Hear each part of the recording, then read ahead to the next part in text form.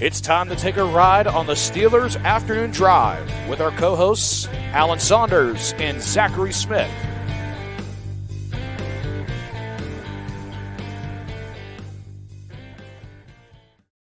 Welcome back to another episode of Steelers Afternoon Drive. I'm Zachary Smith, and on his afternoon drive, Alan Saunders is joining us. Alan, how are we doing? I'm all right, Smitty. I'm only all right. I'm just okay. Wow, even after just hearing the intro, you're still only okay. I know. I feel like there's so much negativity about this team, and it's bringing me down, and I don't understand it. You would think, too, 24 hours after we realized Cam Hayward is going to get the opportunity to finish his career out in Pittsburgh, there would be more excitement in that. Maybe not so much doom and gloom, but Alan, it's kind of been the reversal. I've seen what your mentions have looked like. I've checked in on them every here and there just to see what people are saying about it. But yeah, it's not as happy of a time as you would think that it would be, with the season just days away, getting a contract extension done for Cam Hayward, and probably another one on the horizon somewhere else. Yeah, I think, I know you're like, this is a football podcast, but let's put our Pirates hats on for a second here. Oh, geez. Do you know how every offseason in Major League Baseball, you got to make like 12 moves where it's like, oh, the Pirates have signed Cuban left fielder Humberto Fernandez, where like that guy's never going to play for the Pirates. It's just like random 40-man roster shuffling. And then like people get angry about it for no good reason. Like, oh, this is all the Pirates can do. When it's like stuff every team does. It's just like a matter of course of doing business in Major League Baseball. It's just that people hate the Pirates so much that they are so jaded about everything the Pirates do that they just assume that even like innocuous stuff has to be bad. You understand where I'm at here? Yeah. I feel like we've almost reached that with the Steelers, where the Steelers signed a good contract with Cam Hayward, like an objectively outstanding contract for the team, a contract that I don't think people would have believed if I had told you 2 weeks ago that he was going to sign a 2-year extension with zero new guaranteed money in it. No one would have believed me that was going to happen. And I think people are just assuming that they're so angry about the Steelers, which is very amusing to me to put the Steelers and the Pirates in the same context, considering the Steelers' worst season in the last 20 years is better than most of the Pirates' best. Like they're just so angry and frustrated that they just like, it's like, well, the Steelers did it, so it's got to be dumb. And I'm like, that's so stupid. Like I really feel like that's what this is. Like, it's just like there's a level of anger and jadedness that now just means, oh, well, the Steelers are dumb and they don't know what they're doing, so this move had to be dumb and bad. Yeah. I don't know how I feel about you finding that comparison between the Steelers and Pirates, but it's a fair one. And honestly, to be honest with you, we'll see how much longer we can go before the Penguins fans are kind of in the same bucket, because I feel like we're kind of getting there as well. But as far as this topic right here, let me ask you, because we're going to talk about a bigger picture thing anyway right now. So I want to ask you if you feel like this is a bigger picture outlook that is causing this. Is it because of the lack of success in the playoffs as of late? Is it just because of the approach this offseason at the wide receiver position? Is it because of the lack of, as stupid as this might sound, preseason results that the team had? Or what would you boil this down to? Is it a culmination of all of those? I don't know. I think it's mostly just a lack of postseason results. I mean, I don't think the Steelers had a bad offseason. I think the Steelers had a good offseason. I think the Steelers as a team are significantly better right now than they were at the end of last season. I don't know.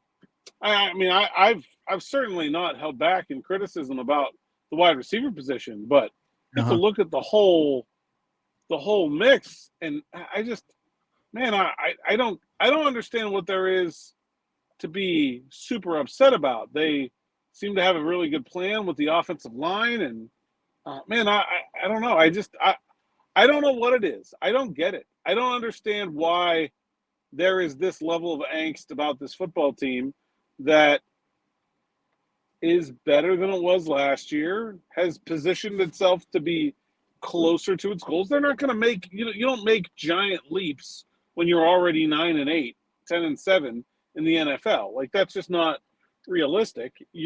Unless you happen to hit the lottery at the quarterback position, which I don't believe they did, but like I just don't get it.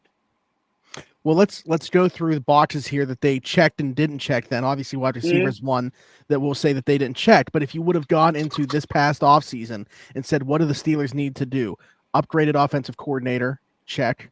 Upgraded the quarterback position. To what degree, we don't know, check. Pour more resources into the offensive line, check. How are those going to work out? Of course, we don't necessarily know, but the process obviously there with pouring the resources into it. Got an off-ball linebacker who knows with Cole Holcomb in flux, they needed to get something there. They go and get Patrick Queen, also drafting Peyton Wilson. Yeah. Yes. Cornerback 2, huge question after what Levi Wallace and Patrick Peterson provided. Obviously, we can say what we want about the Deontay Johnson trade. Maybe they shouldn't have made that exact deal, but getting Dante Jackson back, who I believe is a viable CB2 option and has looked the part. A lot of complaints last year about DeMonte KZ, the safety spot, Deshaun Elliott. While maybe not the biggest name, go watch certainly an upgrade at the safety spot. You know, they checked a lot of boxes this offseason, but I think because of what you're saying, there's people that weren't going to be satisfied regardless of what they did this offseason because they're just going to keep. And I'm not saying that they're wrong for wanting to have that playoff success, but until they do it, I just don't know that there is anything that this team could do prior to that actually happening to satisfy that. Yeah, I mean, I guess I understand that. I just don't like. Yeah, Alan, they could have gotten Brandon Ayuk, and I know that there's people that would have not wanted them to pay him the $30 million. And although the draft capital part of that or whatever looked like it wasn't going to be as substantial as what we maybe would have thought that a player like that caliber would have cost. But had they even done the $30 million part, there obviously would have been people skeptical about doing that. But even just like the roster for 2024, there still would have been the response to that would have just been, what does it matter? They're still not going to be good enough to win in the playoffs, even with this guy. And they're not. But like, I don't know. I mean, they're still a very good team. I don't know. I don't understand I just feel like it doesn't line up. How, like, they got better, clearly, across the board almost. I mean, is there another position besides wide receiver where you feel like they're worse right now than they were last year? No. No, I don't either. I mean, I feel like it's pretty clear. Gunners, if you want to include those. Yeah. Okay, fair. I mean, but how could you be better or neutral at 21 out of 22 starting positions, including, by the way, quarterback, which matters more than like 10 of the other 20 combined, and not feel some level of optimism about the new season? I just don't get it. I think that's the other part of it for me, right? Is because this time of year, like everybody feels good. Like you mentioned, you have friends that are like Giants fans that have like a level of excitement going into this season. Every fan base right now typically feels pretty decent because it's a clean slate. Like you're excited about something.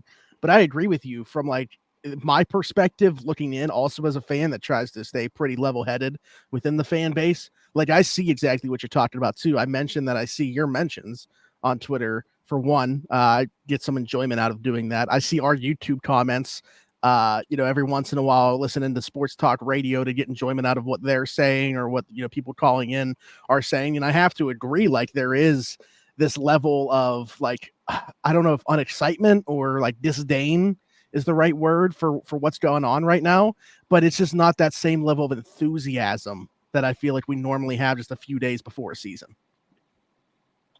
Yeah, and like I think people are having a hard time separating the team's lack of success from the ability of the people that are doing their jobs. Like winning in the NFL is like mostly like injury luck and hitting the quarterback lottery with like a little sprinkling of there are some people that are really, really good at this that seem to be finding a way to have consistent success. But like your pathways to winning in the NFL are hit on a quarterback or have like some kind of incredible system setup scheme where you're San Francisco with their offense coordinator, or you're the Eagles with what they've done in the trenches with Howie Roseman being what I think is the best general manager in the NFL, or something like those are the ways that you get to continued success. And I don't know how you can look at what the Steelers have done in 2 years with Omar Khan as general manager, 2 draft classes. And I want to bring up this question we got on Twitter, you and I, from our boy, it was the Fax Mob this morning, I believe it was, about the 2023 Steelers draft class, which now is going to have, with Spencer Anderson starting, how many guys starting this week from the 2023 Steelers draft class? So you're going to have Broderick Jones starting at right tackle, I would say most certainly. You're going to have Keanu Benton and Joey Porter Jr. starting on the defense. You're going to have Spencer Anderson starting on the offensive line. Like, what I mean, draft? With as much as they're going to run 12 personnel, Darnell is going to play a ton. Darnell is probably going to play more than Calvin Austin. Like, it's fair to call Darnell like like another starter there. I mean, and then you're going to start 2 rookies in Beanie Bishop and Zach Frazier. Yeah. And you're going to have Troy Fautanu is going to be playing sooner than later. Peyton Wilson is going to play a major role as a rookie. If Roman Wilson wasn't hurt, he certainly could be playing a major role as a rookie. Like, if you stack draft classes like that, it does not take very many of them to get to, say, where the Philadelphia Eagles are, right? Where you are a team that is just deep and you have depth of talent and you're able to overcome injuries and you have consistent success deep into the postseason. Like, it does not take many of those. And I just, man, I don't know how you can't be – this offense has, what, 3/4 of the offensive starters on their rookie contracts? Something maybe 7/8 of the offensive starters. Yeah. I mean, it's a very young unit. I don't know. I don't understand how people can't see the trajectory through this rebuild. And quarterback is still, and I mean, it's part of that problem. Like, Jalen Hurts isn't why the Eagles are good.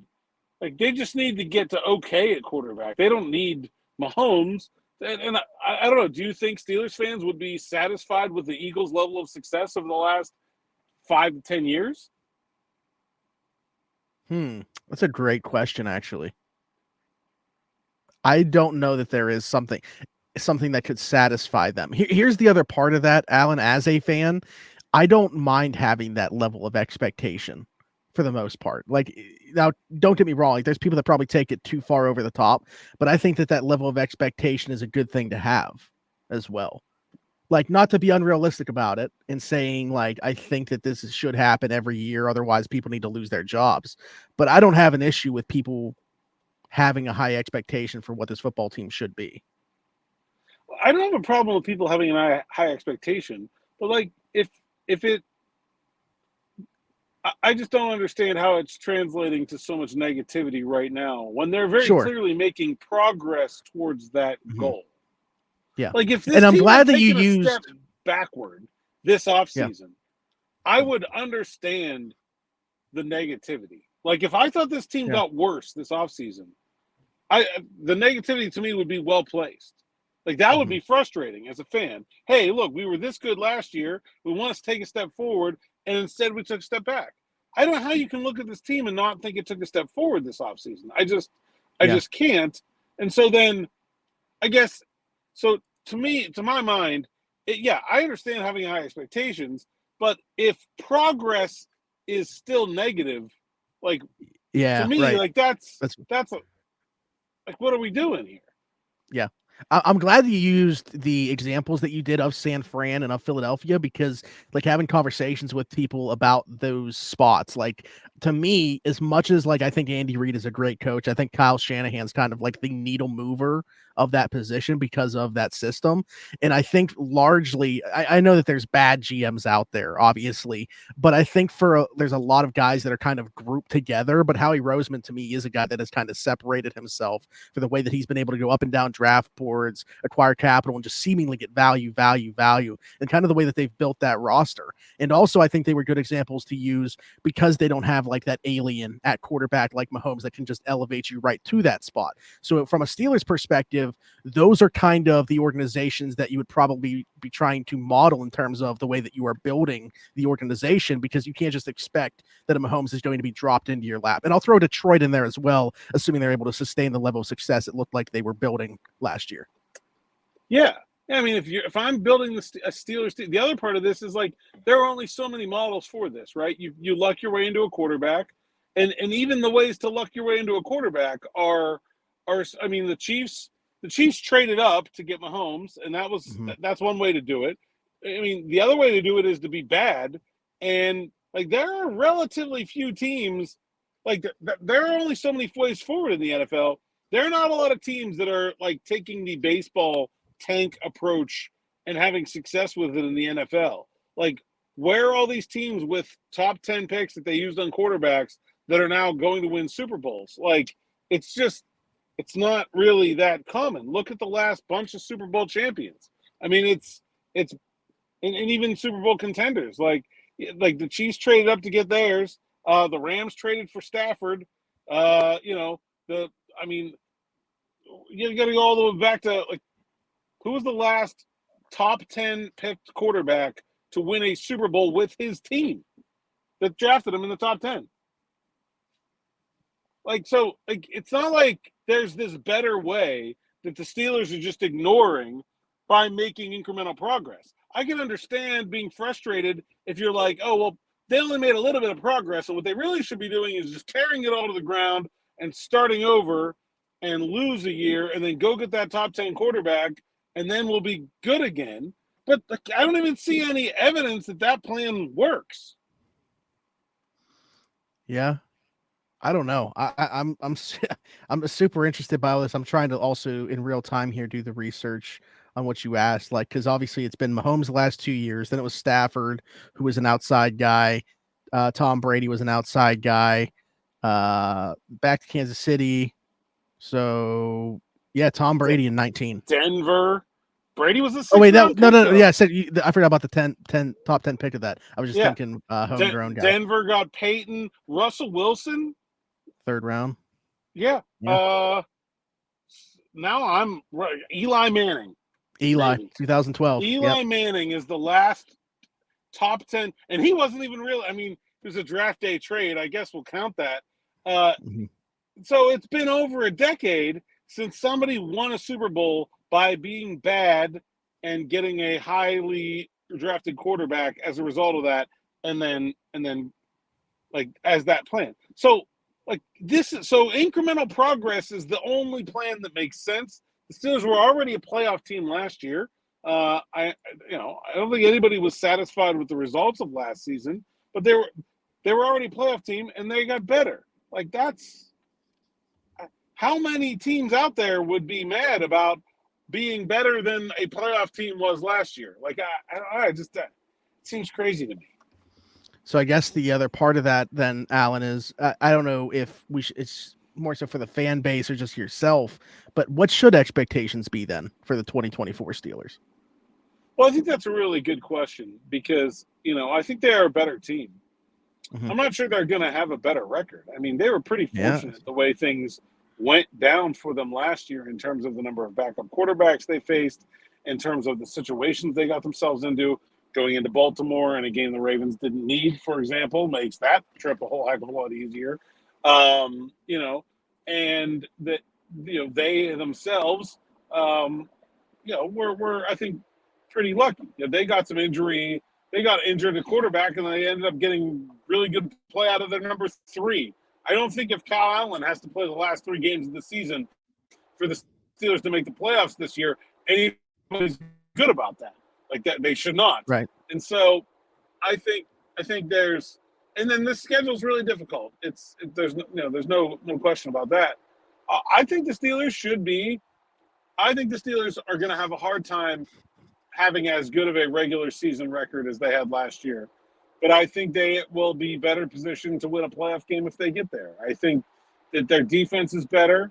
I think they'll be able to run the ball better between the upgrades on the offensive line, which by the postseason will have had a long time to gel and improve and that kind of thing.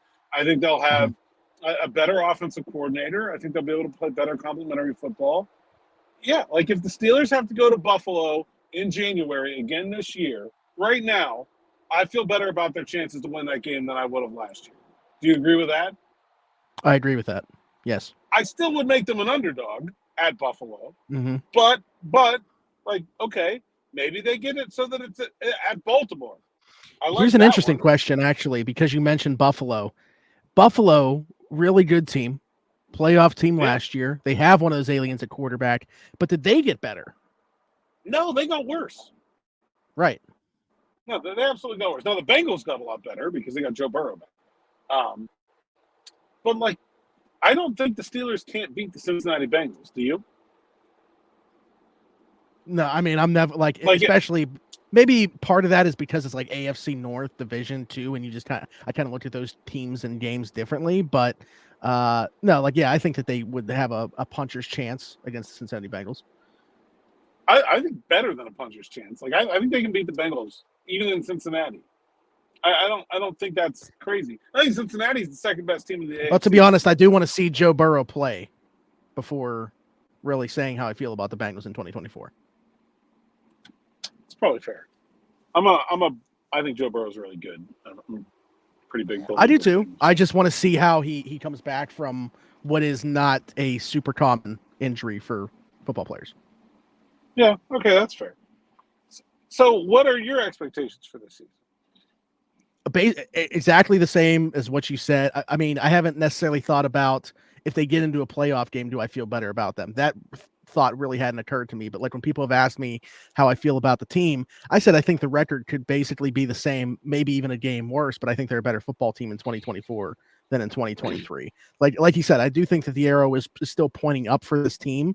But there's just the biggest question at the biggest position at quarterback, even more so for me than that second wide receiver spot, because I think within this offense, I don't know that it's if minimized is the right word to use, but I think that they could get by with it if they have the type of play at quarterback that they would need to be a contender anyway. I think this is one of these questions that gets thrown around this time of year, and I think at the end of the day, it's kind of silly because the real answer is there is only one answer. But like, what to you would be considered maybe not a successful season for the Steelers, but like, what's a better than expected season for the Steelers? How about that? Like, what is a result that has you in February saying it's better than I thought it was going to be? Yeah, I know that, we go back and forth on this, and not that I disagree with the notion that at the end of the day, it doesn't really matter doing it if you don't win the whole thing. But if they were to win even just one playoff game, I would go into this offseason, going into 2025, a lot more optimistic about where we're heading, even though I don't know if the QB position was solved within that. I would like to think so if they win a playoff game, that we got some type of solution there. Yeah, but I'm pretty skeptical on the QB position. Right. I'm pretty skeptical on the QB position being solved. Like I just. Well, let me ask that then. See how that happens. Would finding an answer there mean more than team success? Only if it's Justin Fields, and they can sign him to a contract extension. Like that's where it gets really dicey. It's like I don't know. I don't know how. Even if Russ is fairly good, like that doesn't really mean anything for the future of the quarterback position. That's and fair. And I think unless Russ is just horrendous, like which I don't see happening. Like let's say Russ is just mediocre, just below average, okay? Like maybe roughly slightly better than what the Steelers got from Kenny Pickett last year. So he's like the 25th best quarterback in the league or something like that. Mm-hmm. It's probably going to take him 6 or 7 games at that rate to lose his job.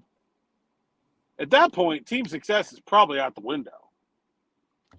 Okay, so something that I've been asked is the team success what will determine Russ's fate more so than his own performance? Like if they are winning, but he's not playing that well, would they make the switch even though that they're winning? I think it can protect bad play, but it won't. But it won't. So if he's playing well, but the team is not winning, I don't think that he will lose his job. Mm-hmm. But if he is not playing well and the team is still winning, I do think that could keep him around. Okay. I kind of fall into that same bucket. That's why I was curious. Because go check out Derek Bell's bold predictions. He thinks Justin Fields going to play a lot this year. Here. Very good segue. Because I don't necessarily agree with that bold prediction because I don't think that the team is going to be, barring injury, I don't think that the team is going to be that bad or Russ is going to be that bad bringing the team down. And I think that, like you said, the team success could keep him in that spot. I just don't see how Russ could be bad enough for the team success to be bad enough in the whole first half of the season for him to lose his job before the bye week. I just don't think it's possible. Even if Russ was worse than Kenny Pickett was last year, they're not going to be worse than 500 at the bye week. There's just the schedule's soft early. I don't. Yeah. They don't need good play now. So I think it's going to take a while. But so I don't know. I'm not sure I agree with Derek's bold prediction there. Although I will say this. It would not surprise me if Russell Wilson gets injured. He takes a lot of sacks and he's 35 years old. We should probably expect him to miss. If I was setting an over-under for games played for Russell Wilson this year, I might set it at 14.5. Ooh. I was just say 13.5. So it's right there. That's about and not because I think he's going to lose his job, because I think he's probably going to get hurt. Just because he takes too many sacks. The offensive line is young, and he's not. Right. Yeah. We haven't even seen him do a lot of the stuff that made him successful in Seattle. We haven't seen him do bootleg stuff yet. So we don't know how mobile he's going to be. I don't know. That's interesting. But okay, so I mentioned Derek has an article out about bold predictions. Do you have any that have come to mind for 2024 Steelers? Do you have one ready? If you do, I have one ready because I had to make sure that this was accurate. Deshaun Elliott only has 3 interceptions in his NFL career. I think he doubles that number this season. That qualifies as a bold prediction, and I think I agree with it. I think that's pretty easy, actually. Yeah, he had 3 straight seasons. He's had 1 interception. I think this year he gets at least 3. I don't know how bold of a prediction this is because he's done it before. But I saw that Pat Freiermuth's touchdown over-under is 3.5 this year. Right, yeah. I'm going to say not only is it over 2 times, 7, which is his career high. I think that's what she does rookie. I think that's very plausible with this team. Yeah, and if I was picking an offensive side one, I'd probably lean towards Pat. I figured people would be bias, but I just think that he's the guy on the offense that I'm looking at. I know that Derek, what was it? He predicted 1,200 yards rushing or something for Najee. It's just hard for me to know without seeing it what that backfield split is going to be like. And maybe you can bake in a little bit. I know Jaylen looks like he's going to go week 1, pretty much doing everything. I think he's going to be healthy and good to go, be a full participant in that game. Yeah. But the fact that it's already like a soft tissue injury, should you kind of be baking that into his workload early? Like, I don't know. I mean, that's why it's interesting to me. But yeah, if I was picking an offensive one, it's probably to do with Pat as well. I like the touchdown thing. What's his career high in yardage? Like 700? 700 and some. Yeah, I'll I say think he he's goes going to over have his, yeah. like targets too. Like, I was having a conversation with somebody yesterday. They're like, I don't trust Arthur Smith to get Pat Freiermuth the ball. And I'm like, are you insane? He had 175 targets to tight ends last year. Steelers may not have had 175 targets as an offense. They had 175 targets to tight ends.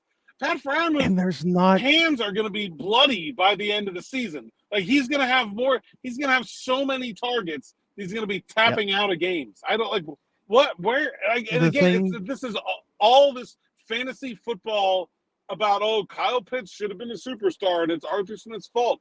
He got the ball 110 times his rookie year. And then he had Desmond Ridder as his quarterback. But Matt Ryan got him the ball, and they threw him the 110 times, and he caught 90. Like, Pat Freiermuth can easily have 1,000 yards this year. Easily.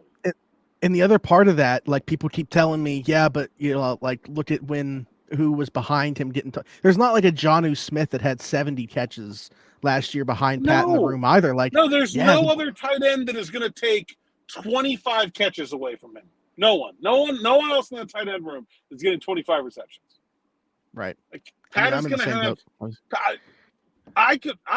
Pat could have 100 catches this year. Like that would not especially surprise me. Can I plug something on here that's not necessarily directly related to this? Yeah, of course. Okay, so Around the 412, the other podcast I do, we're launching a new thing, Steelers Saturday Sit Down, which comes out this Saturday. My first guest, Steelers tight end Pat Freiermuth, on Steelers Saturday Sit Down, one day before the team plays the Atlanta Falcons.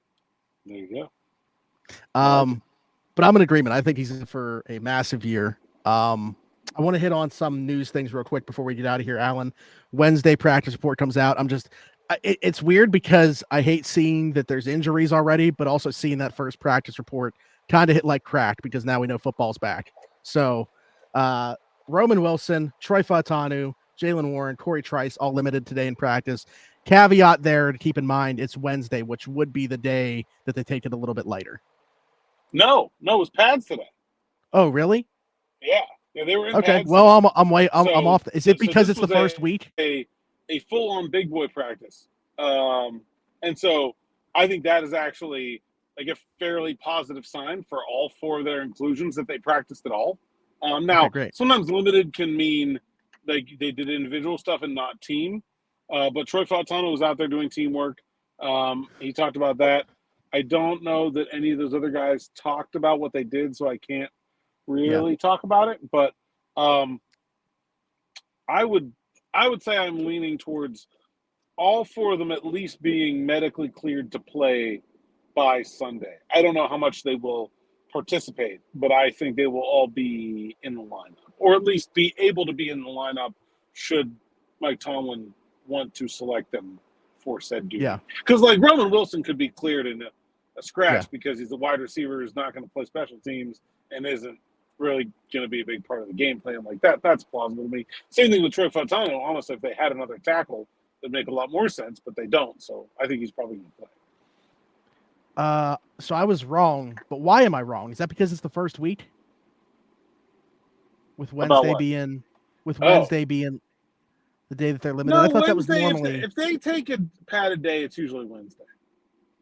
Oh, geez. Okay, so I thought that Friday is it's not even really practice day. Well, right, but I always thought that Wednesday, if anybody was dealing with anything like of any degree, even the slightest little injury, Wednesday would be the day that they were limited, which is why I said maybe not. Oh yeah, because that's because this is the toughest practice. You have the right thing for the yeah.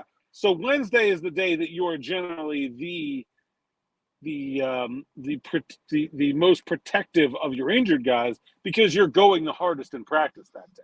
So if guys, that makes sense. Yeah. If guys are injured and not going to participate, Wednesday is going to be the day where they don't. It's easy to practice on Friday, relatively speaking. Nothing you do in the NFL is actually. So from the Atlanta side, Kyle Pitts was limited today as well. Yeah, and apparently it's been something that's been bothering him for a couple weeks. This is the first time I heard any reporting about it. But Raheem Morris talked to the media in Atlanta today and said, yeah, Pitts is limited today. Interesting. I think he'll probably play, but look, it's a hamstring. Certainly something to keep an eye on. Yeah. Same thing that we've been saying about Jaylen Warren, I guess, could apply there, although it seems like that maybe if it's been lingering for that long, who knows? So we'll see. Alan, anything else? I don't think so. There we go. Couple minutes over, but I had to get that last thing in there about the injury report, and really good conversation today. Appreciate that. As always, hit us in the comments with your thoughts on anything that we talked about. Any questions for a future episode? Alan, tell the people they can find you.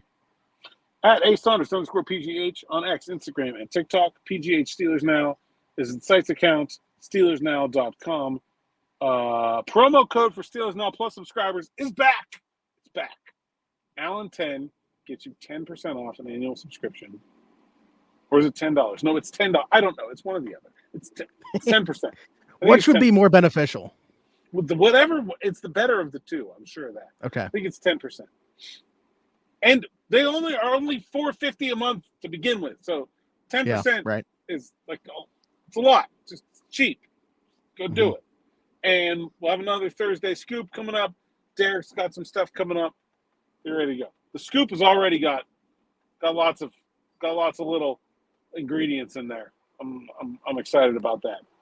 There we go. I mean, the contents of it are great, obviously, but also I think the graphic for it is really what's going to draw the people in. Well, everyone can see the graphic, though. We need them to click to go read the absolutely. words. That's why so I can the contents of it are great, but the graphics going to draw them in. The contents will make them stay there. Like an old diner with a really nice sign out front. You just see the neon lights, and you're like, oh, man, I can really go for a slice of apple pie and a cup of coffee right now. Let's pull in. There we got the music on here, and the scoop's got the graphic. There you go. That's how I'm looking at it. Like, subscribe, hit that notification bell here. Hit us in the comments. Like I said, if you're listening somewhere else, Apple, Spotify, wherever your podcast from, be sure to leave us a 5-star review and subscribe over there as well. And hit us up on TikTok at Steelers Afternoon Drive. Find me everywhere, Zachary Smith, PGH, for Alan Saunders and myself. Thanks for jumping in. Take another ride on the Steelers Afternoon Drive.